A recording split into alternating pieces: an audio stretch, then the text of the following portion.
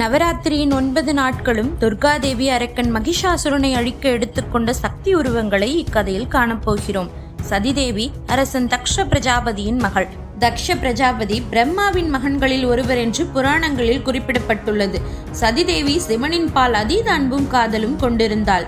இதை அறிந்த பிரஜாபதி சதியை சிவனுக்கு திருமணம் செய்து வைக்க விரும்பவில்லை. ஏனென்றால் அவரை பொறுத்தவரையில் சிவன் சடைசிகையோடு சாம்பலில் உற்சாகமாக நடனம் புரிபவர். சிவனுக்கு நம்போல் ராஜகுலத்தோடு சேர்ந்து வாழத் தெரியாது. அவருக்கு நம்மிடத்தில் பெண் எடுக்கும் தகுதியில்லை என்று அரச செருக்கோடு கூறினார் பிரஜாபதி. ஆனால் சிவன் மேல் உள்ள காதலால் சதிதேவி தந்தையின் பேச்சை மதிக்கவில்லை. தன் தந்தையை எதிர்த்து சிவனை மணந்தாள் சதி. சதியும் சிவனும் கைலாயத்தில் வாழ்ந்தனர். வெகு நாட்கள் கழித்து சதியின் தந்தையான பிரஜாபதி ஒரு பிரம்மாண்ட யாக வேள்வி நடத்த திட்டமிட்டார்.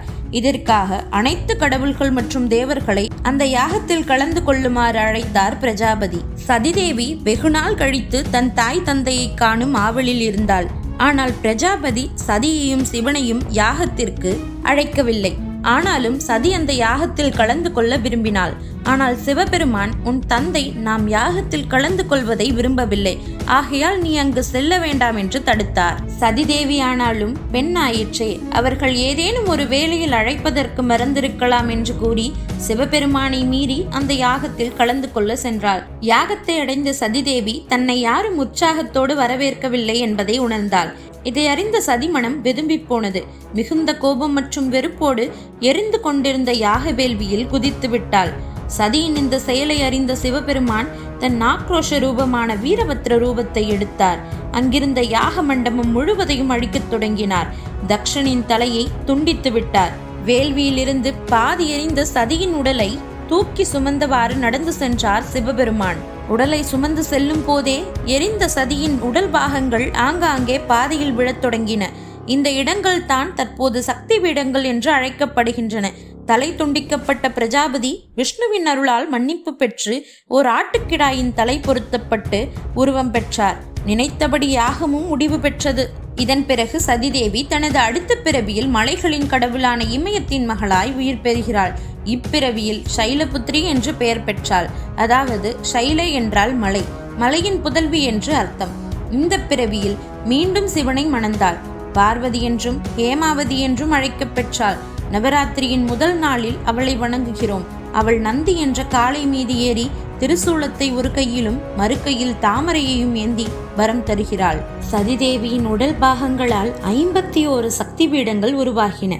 அவைகளின் வழிபாட்டு பெயரும் இடமும் உங்களுக்காக: மீனாட்சி மதுரை, விசாலாட்சி காசி, மூகாம்பிகை கர்நாடகா, காமாட்சி காஞ்சிபுரம், பர்வதவர்த்தினி ராமேஸ்வரம், அகிலாண்டேஸ்வரி திருவானைக்கால், அபித குஜாம்பாள் திருவண்ணாமலை, கபலாம்பாள் திருவாரூர், பகவதி கன்னியாகுமரி, மகாகாளி உஜ்ஜயினி, மங்களாம்பிகை கும்பகோணம், வைஷ்ணவி ஜம்மு காஷ்மீர், நந்தாதேவி மிர்ஜாப்பூர், மார்க்கதாயினி இமாச்சல் பிரதேசம், பிரம்மராம்பாள் ஆந்திரா, ஞானாம்பிகை ஆந்திரா, காமாக்யா அசாம், சம்புதாதேஸ்வரி காஷ்மீர், அபிராமி திருக்கடையூர், பகவதி கொடுங்கலூர், மகாலட்சுமி கோலாப்பூர், தானுப்பிரியை ஹரியானா, மகாகாளி திருவாலங்காடு, பிரதான காளி கொல்கத்தா, பைரவி ஒரிசா, மாணிக்காம்பாள் ஆந்திரா, அம்பாஜி குஜராத், காயத்ரி ராஜஸ்தான், லலிதா